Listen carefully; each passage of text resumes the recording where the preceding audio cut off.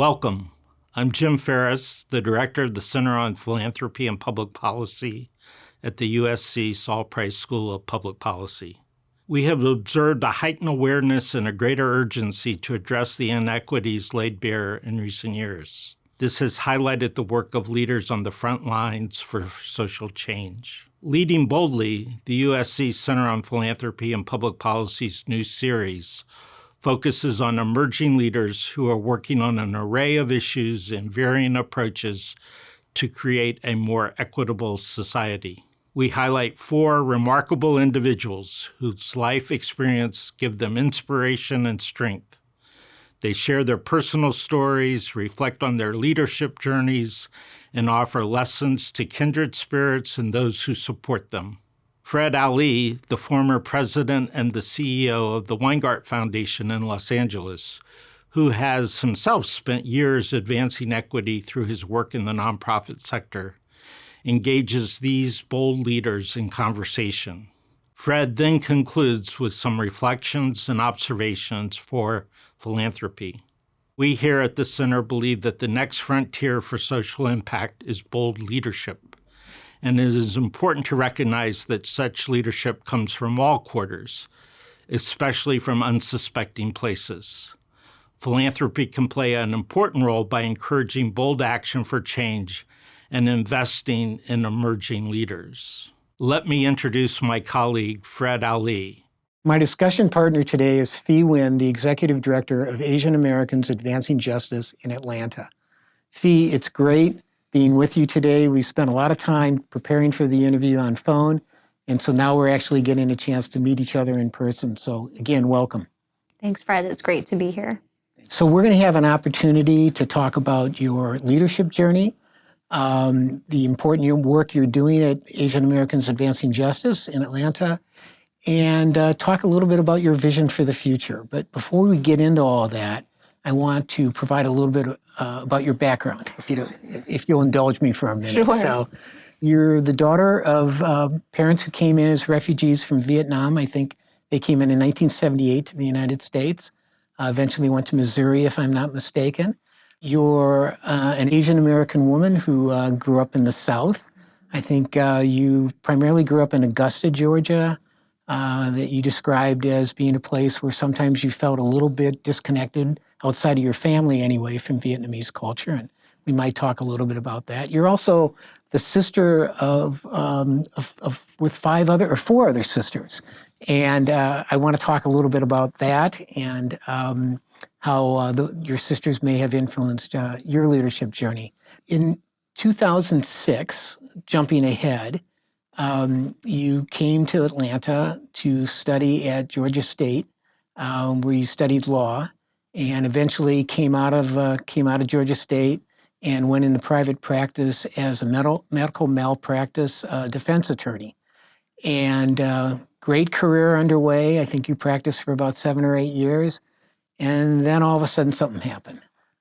You decided to make a shift, and as I think I heard you once say, devote yourself to promoting a more just and an equitable world. So really want to also talk about that. So you made the shift and eventually went to work for Asian Americans Advancing Justice. You were their first litigation director, where you actually built the litigation department. I think you started in 2017, and then in 2021, not too long ago, you were named the executive director of the organization. So a big job. A lot of things have gone on in your life over the last few years, and we want to talk about that. You're taking over an organization at a very challenging but also promising time for the Asian American community in the United States. So again, thank you for joining me today. And so when I do these interviews, Phi, I oftentimes like to start off with the question of motivation. I'm always curious about how people find their way into the work they do. So can you talk a little bit about that? What sort of brought you into this work? What was your motivation? Was it one thing or a combination of things? Thanks for that question, Sure. Fred. And I would say it was really a combination of things. And one of the, I think, biggest factors for me was I started to dive into my family's migration story here in the US. As you mentioned before, my parents were Vietnamese refugees and they came here. They actually left Vietnam in 1978 and they got here in 1979. Okay. But, growing up, I just sort of thought of my family's story as one of grit and resilience and the kindness of strangers. And it's all of those things. But the other thing that I started to realize as I dove deeper into the story was it's also a story about public policy. And what I mean by that is when I started to do a little bit more research, I realized that at the time that my parents came to the US in the late 1970s, then the majority of Americans actually did not want Vietnamese refugees or other Southeast Asian refugees to come here. And I didn't know that. And the reason why my parents ended up in Iowa at first, of all places, and then they came to Missouri after that, was that the governor at the time, the governor of Iowa, who was a Republican, by the way, actually was one of the first leaders who kind of stood up and took a very supportive position of resettling more Vietnamese and Southeast Asian refugees, which was a politically risky move for him. But my parents' ability to resettle and to get the support that they needed to land on their feet was because of the choices that political leaders chose to make. And as I was kind of diving more into the story at the same time, then I was working with the Syrian refugee community. So this was 2014, 2015, and seeing a lot of connection between Syrian refugees and Vietnamese refugees in the late 1970s as well. And in particular, I think it was maybe 2015, I was working with a Syrian refugee family that we were helping to resettle. And our governor, the governor of Georgia at the time, actually passed an executive order to ban the resettlement of Syrian refugees in the state of Georgia. That executive order turned out to be illegal. He did not have the authority to do it. But the fact that he even tried to really drove home to me that who belongs here in America is and has always been a political choice. And so that was one thing that sort of started this journey towards doing more social justice work. At the same time, then I was also working with undocumented high school girls through a nonprofit that my sister started.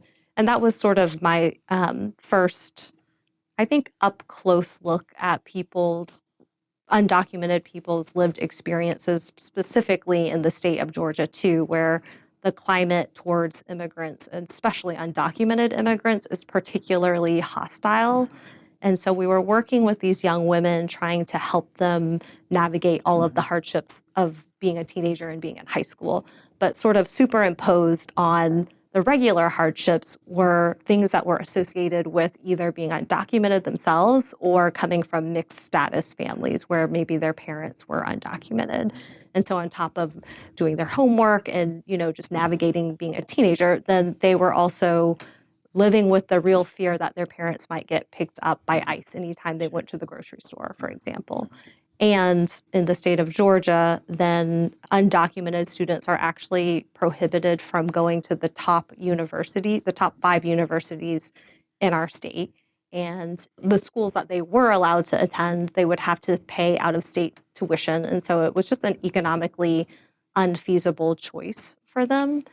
And so that really sort of, for me, connected how public policy really shapes people's lives in an intimate and impactful way. Yeah.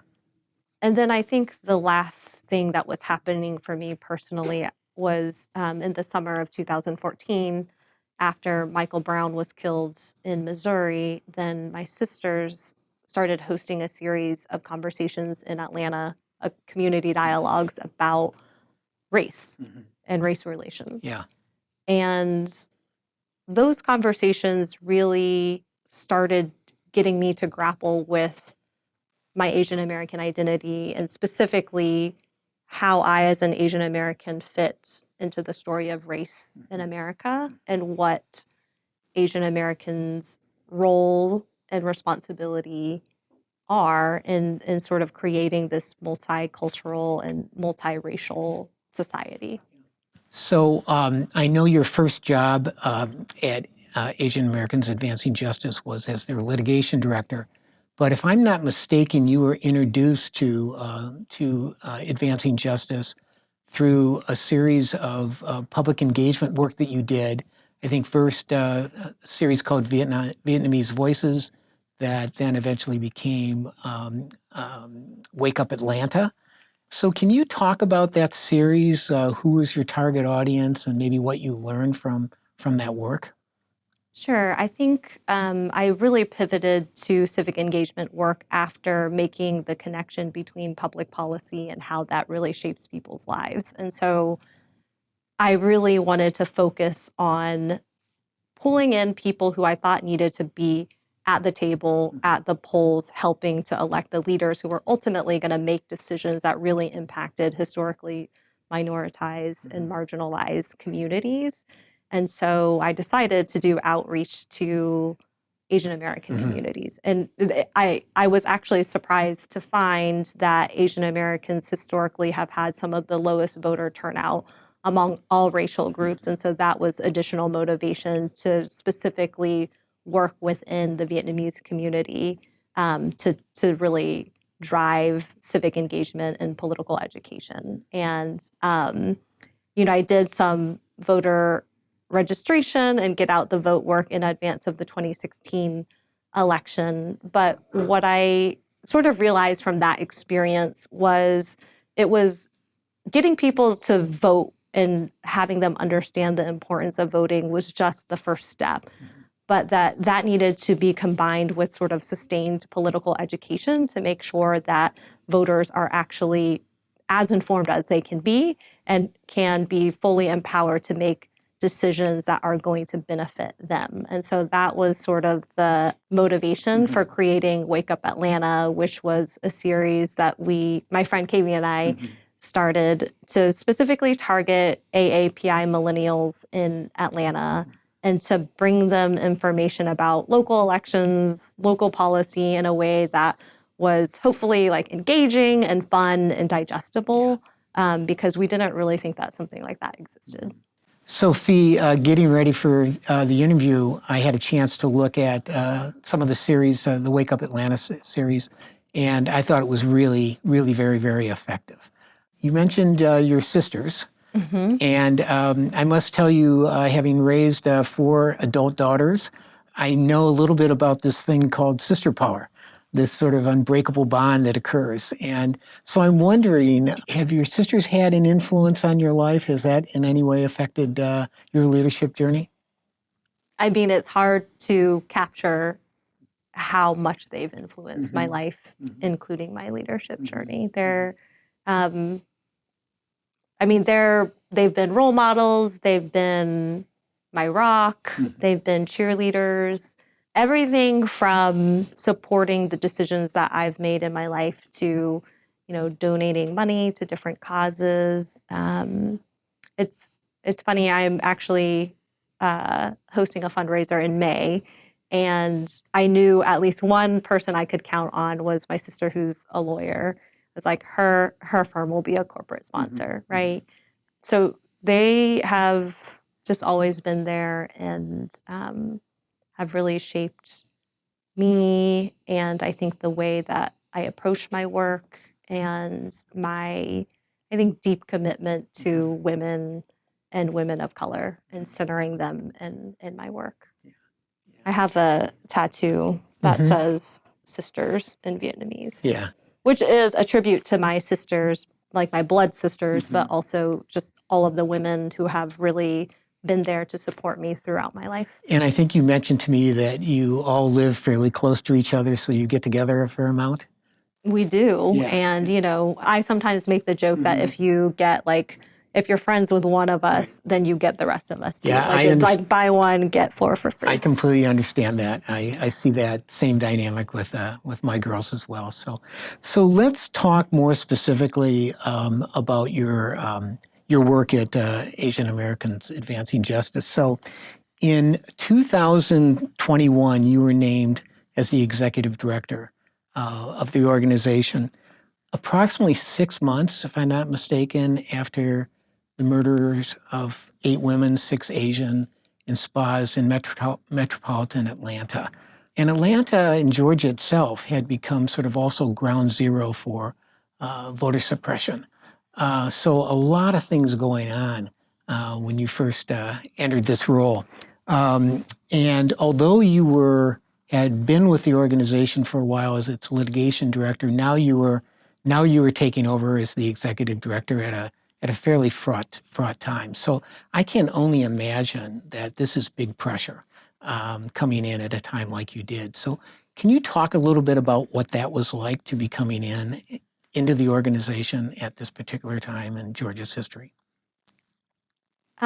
It's been, as you said, a lot of pressure, but it's also, I recognize sort of the power that I have in the position that I occupy now.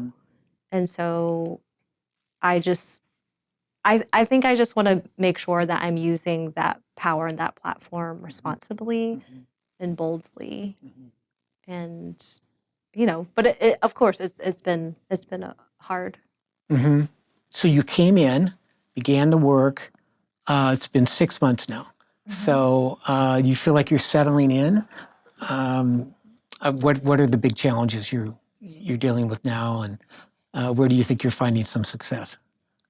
Well, I feel like the challenges are ongoing and they're different from day to day. Yeah. So, I mean, I just feel like there are always little fires everywhere, and that comes, of course, externally, right?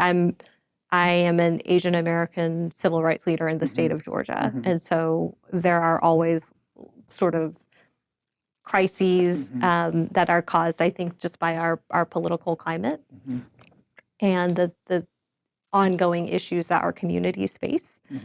And then as an executive director, then there are also challenges within the organization and trying to be, as effective of a leader and manager as I can be and attend to the people within the organization who really, are the backbone of the organization and making sure that they have all of the things that they need to be productive and to grow and succeed, and also to, have work-life balance and have space for joy. I mean, the work is really hard. Yeah.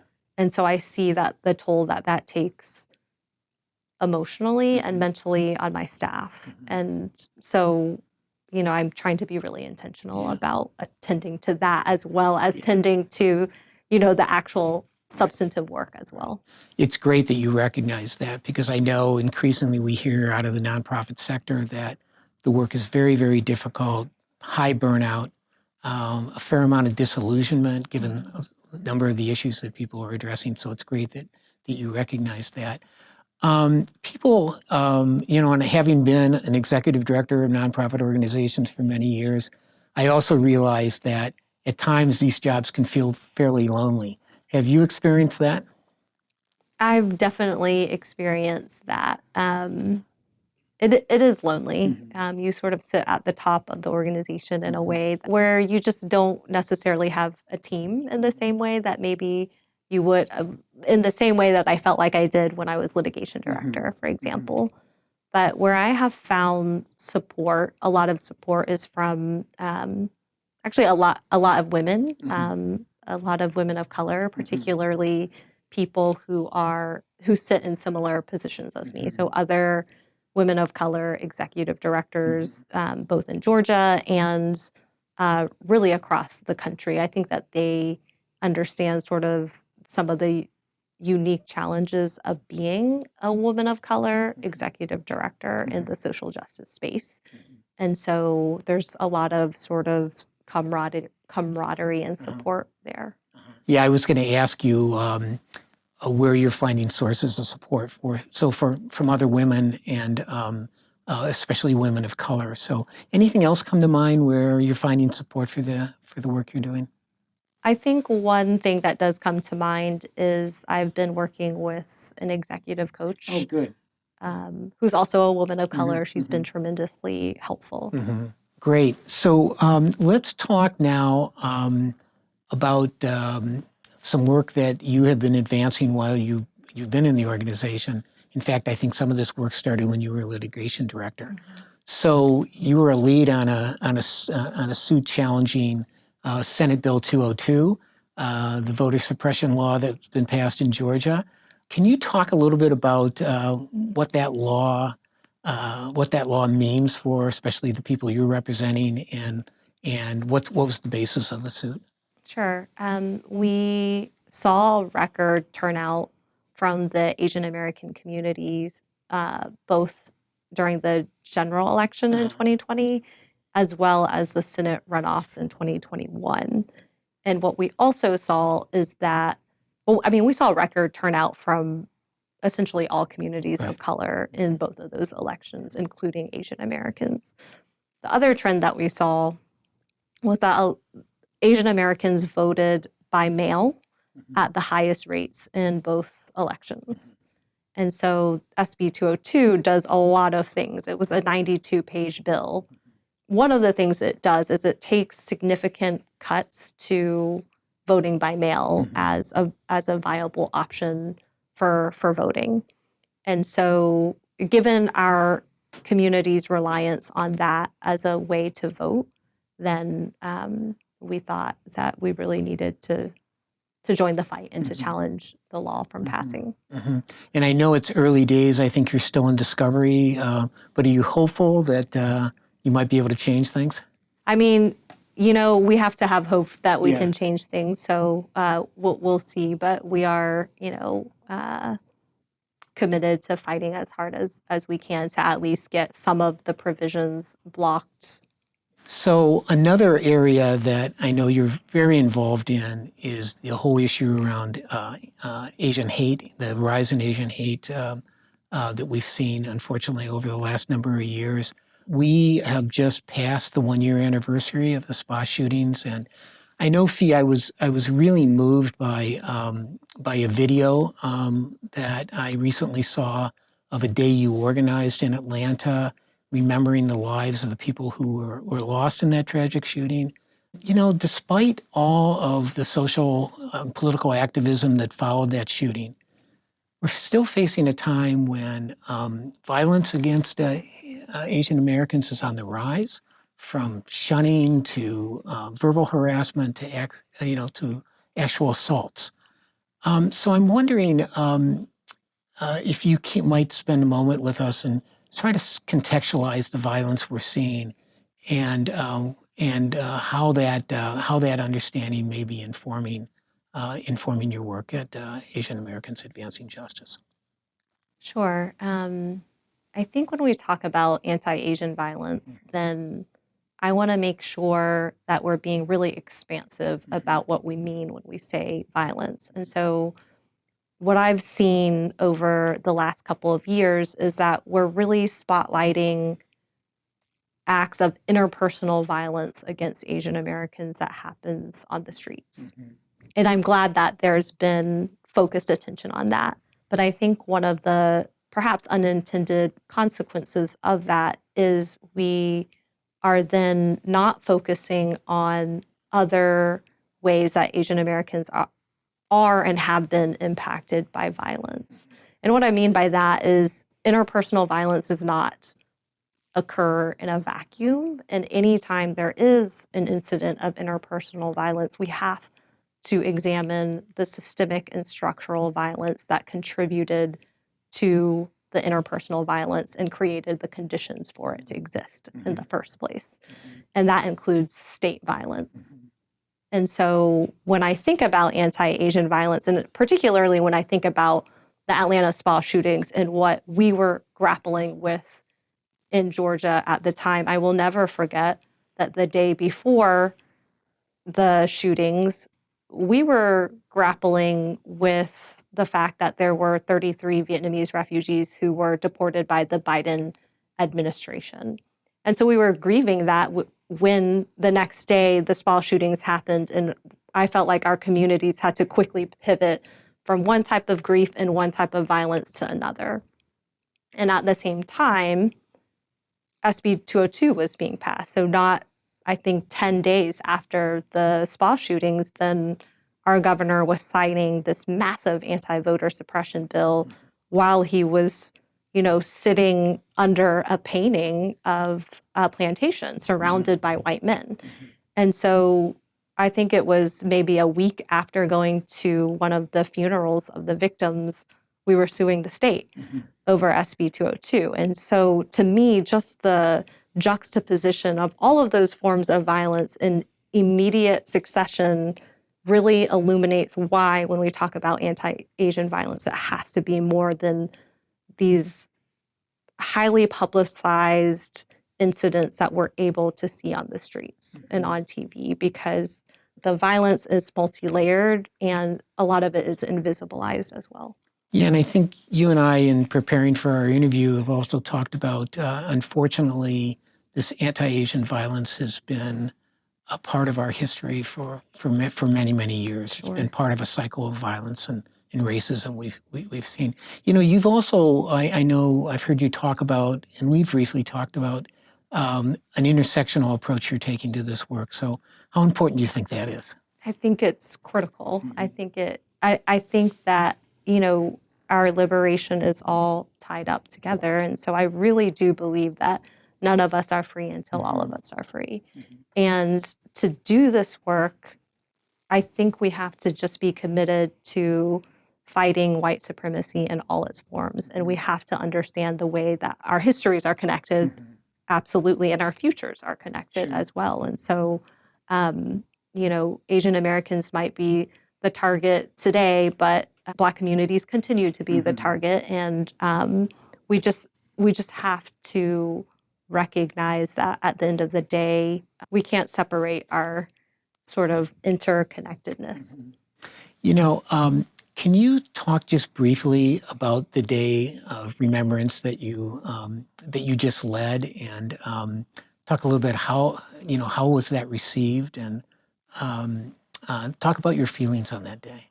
The Day of Remembrance that we hosted, one, it was very cold and very windy, so that was a little bit of a disaster. But we pulled off, I think, an event that was very healing and needed for our community. I think, obviously, our communities were grieving after the Spall shootings, but one of the, I think, sort of added components of that grief is we were not able to really get together in the way that we might want to collectively grieve and heal because of the pandemic.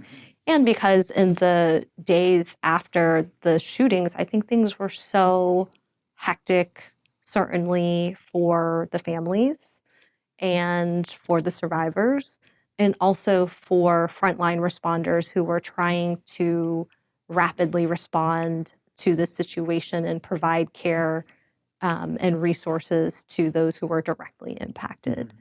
And so when you're doing all of those things and you're sort of in rapid response mode, then you don't really have the opportunity to sort of stop and pause and grieve. I mean, I know for me personally, in the days after the shootings, then my calendar was just full of appointments with media and people wanting me to speak to them on behalf of our communities. And that didn't really give me space to actually process anything as a person, on a very human level.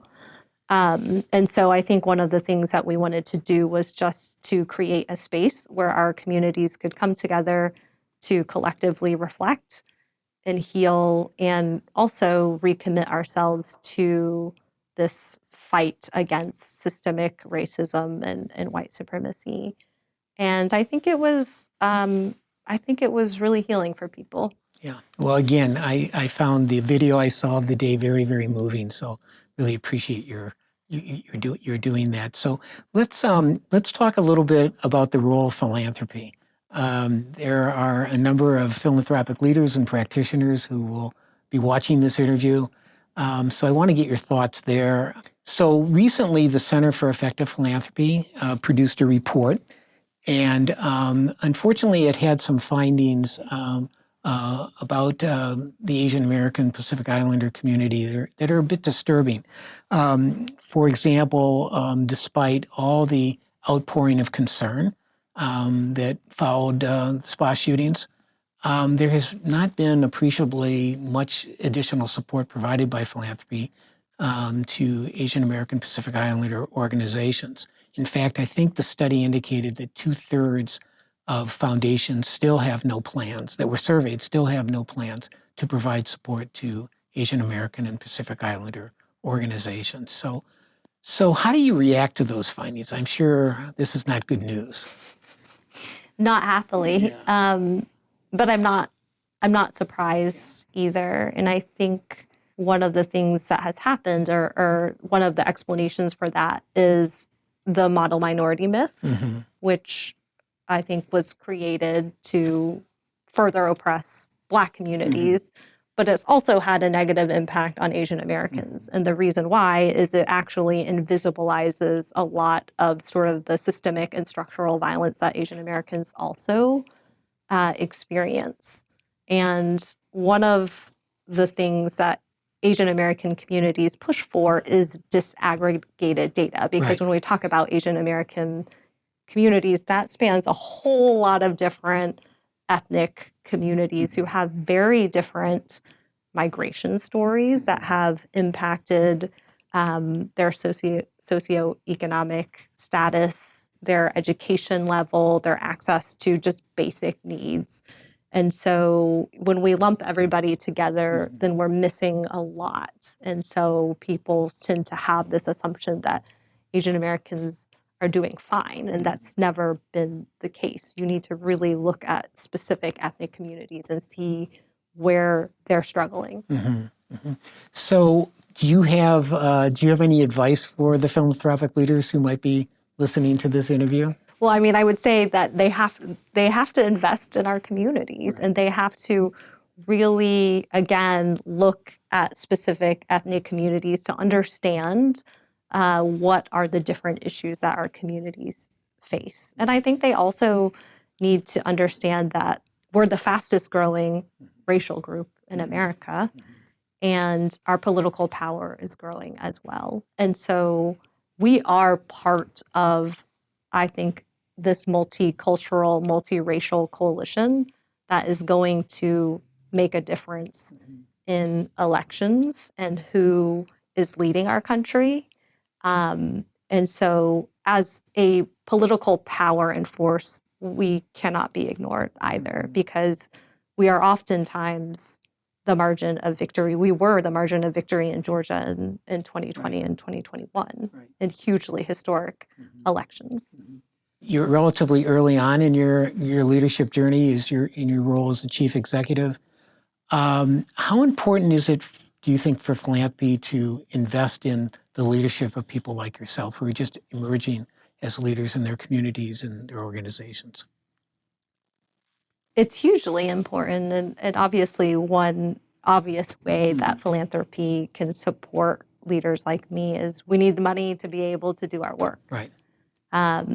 And we need money that is not overly restrictive. So philanthropy needs to trust leaders to be the ones who make strategic decisions, and they're the ones who are invested in their communities and who know their communities. And so I think, we hugely benefit from our donors and foundations who give us just general support money to give us sort of the autonomy and agency to do what we want to do. It's every time I do these interviews and I ask this question repeatedly, I hear the importance of unrestricted support. Yeah. Exactly. But also the importance of trust, Sure. of trusting leaders, and then in a way getting out of their way so they have an opportunity to exercise their leadership. Are there bright spots in relationships you've had with foundations that you might want to lift up? Yeah, I mean, again, we've had the good fortune of having a number of foundations who have given us large, unrestricted grants, and that is hugely helpful for our organizations. And then we also have funders who are also sort of being intentional about what else they can bring to the table besides money. And so one of our funders, for example, facilitated me getting an executive coach and like providing management and leadership training resources to other members of my staff as well. And I think that that has been hugely helpful for me as a new leader, because a lot of us who end up in this position, while we may be, trained litigators or trained policy advocates, many of us are not trained business owners. We're not trained managers. And so we need sort of that additional support to really sustain the organizational health of our organizations. I remember well one of our early discussions, Phi, when we were talking on the phone and I asked you how things were going. And if I'm not mistaken, I think you were in the middle of budget. Maybe one of your first budgets. It was horrible. I made it through, though. Yeah. I made it through. Exactly. So, but those are the kinds of things that nobody really trains you on before you step into a position of leadership. Yeah, and sometimes people talk about philanthropy going beyond the grant. It's just not a matter of providing the financial support, but sometimes bringing young leaders together, emerging leaders together. Have you found that to be helpful as well? I have found that to be helpful. I see a trend, at least with some of our funders, that they are creating sort of cohorts with some of across their different grantees. Yeah, that's important. So, it's been great getting to know you over these last months. And I realized that you think about the future a lot. I mean, this is your vision of a different kind of future is what motivated you to get into this work. But so I'm curious, as we get to the end of our discussion here, if you can talk about that vision, what you would like to see happen in that perfect world that you're aiming for. This is always an interesting question for me because it's a little bit tongue-in-cheek, but I like to envision a world where maybe I don't have this job and where this work is not as urgent or necessary, because at the end of the day, I want a world where communities of color and all marginalized and minoritized communities can truly thrive and live with joy and peace and abundance. Yeah. And I think if that's the society we live in, then our work becomes way less urgent. And one time I was on a panel with a couple of other women of color, 2 Black women leaders. And the question was posed to all the panelists: what does liberation look like for your communities?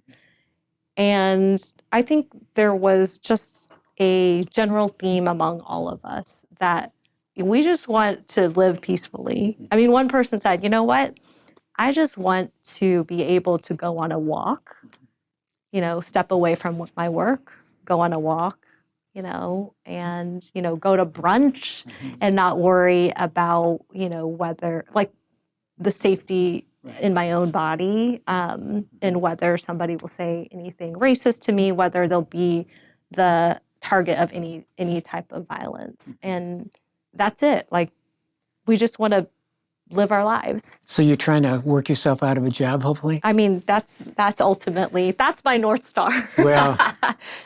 Well, and I hope that vision comes to pass, Phi, and really appreciate the work you're doing, as you said, under challenging but also promising circumstances for the Asian American community.